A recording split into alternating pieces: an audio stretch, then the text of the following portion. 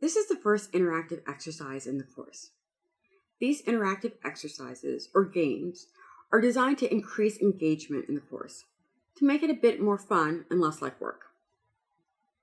Some people are hands-on learners, and they will really embrace these exercises. They'll find them very helpful in understanding the learning objectives and concepts. Other people, not so much. They may want to skip them altogether, and that's fine too. It's your job as a provider to really tailor your approach to the specific strengths, learning styles, needs of the client that you're working with. By the way, if you're working with someone who has sensory impairments and uses assistive devices, they can still use the course. Let them know they just have to check that little box that says assistive technology, and they'll get an alternative version of the course that can be used with those devices. This gold miner game is a metaphor for how stress affects our ability to deal with challenges. When we have plenty of time for a simple task and our stress level is low, it may be easy to complete a task. We may even overcome obstacles along the way. But when we have less time and the task becomes more complex and our stress level gets higher, it's harder to complete the task.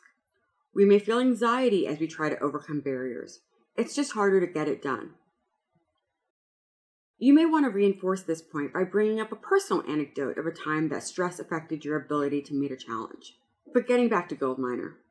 When you play at the low stress level, there's a whole minute of time on the clock, and it's a very small task. You only have to collect 3 bars of gold. Normally, this is not very stress-inducing to the player. This represents how we function when our life is not very stressful. But as the level of difficulty increases in the game, you have less time, and the task becomes more difficult. You have to collect more gold, and there are more obstacles. These giant rocks keep getting in the way. Don't worry if you notice that the more difficult levels of the game produces a little bit of stress or anxiety in your client. And that's kind of the purpose.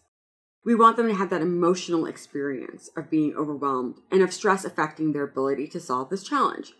And it's your job as a provider to make that connection, to help them understand it. You may want to have a direct conversation with them about it. What might these rocks represent in your life? What new rocks are you dealing with? Can you relate to the idea of stress making it more difficult to meet a challenge or solve a problem? Important note, we're going to come back to this game in Module 3. So it's really important that your client understands this first round so that they can engage with it the second time. So even if you don't get a chance to discuss it together, make sure to assign it as a homework assignment.